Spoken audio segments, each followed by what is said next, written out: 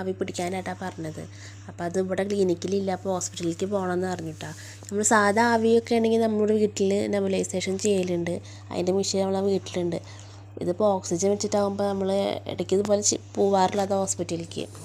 അപ്പോൾ 3 ദിവസം അങ്ങനെ കണ്ടിന്യൂസ് ആയിട്ട് പിടിക്കാനായിട്ടാണ് പറഞ്ഞത്.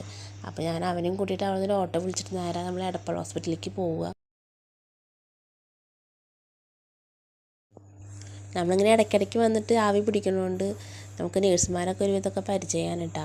അപ്പോൾ നമ്മളെപ്പോൾ ആവി പിടിക്കാൻ വന്നാലും ആ ചേട്ടൻ അവിടെ തന്നെ ഇരിക്കുന്നുണ്ടാവും കേട്ടോ കസേരയിൽ.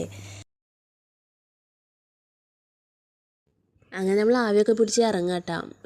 ഇനി ഒരു മരുന്ന് കൂടി അവന് മേടിക്കാണ്ട് ചുമയുടെ, അതുകൂടി മേടിച്ചിട്ട് നമ്മൾ ആവി പിടിച്ചതിൻ്റെ ബില്ല് ചെയ്തിട്ട് നമ്മൾ വീട്ടിലേക്ക് പോകാൻ നിൽക്കുക. മരുന്നൊക്കെ മേടിച്ച് ഇറങ്ങിയപ്പോൾ അവന് പാപ്പ് വേണമെന്ന് പറഞ്ഞിട്ട് അവൻ ഭയങ്കര വാശിയിട്ടാണ് അവിടെ ഇരുന്ന് കരയായിരുന്നു.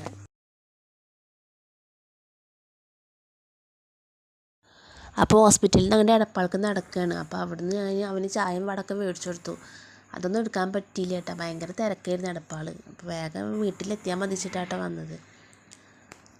അപ്പോൾ ഇന്നത്തെ വീഡിയോ എത്തുള്ളൂ കേട്ടോ. അപ്പോൾ ഇഷ്ടപ്പെട്ട് ലൈക്ക് ചെയ്യാനും ഷെയർ ചെയ്യാനും സബ്സ്ക്രൈബ് ചെയ്യാനും മറക്കരുത് കേട്ടോ.